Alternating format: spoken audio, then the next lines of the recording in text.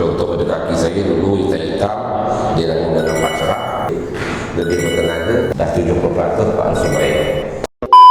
Yang saya hadapi sekarang adalah kencing manis, dan di samping kencing manis saya ada mengidap gatal-gatal kulit, eczema. Setelah saya menggunakan Integra H2 Odd ni, yang mana saya dapati diri saya ada perubahan dari segi kulit. Contoh pada kaki saya dulu hitam-hitam, dia dah mula nampak cerah. Kemudian saya ada mengidap gatal-gatal celah kaki berair. Saya menggunakan sabun kaolin Oud 2 kali sehari, pagi dengan petang.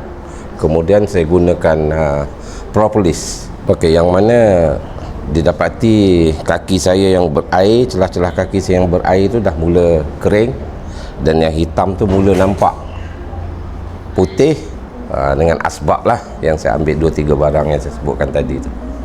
Badan dari segi tenaga, insya-Allah kita lebih bertenaga. Kalau tidak, biasanya kalau pada tengah hari kita ada rasa letih, mengantuk, ya, kalau nak tidur.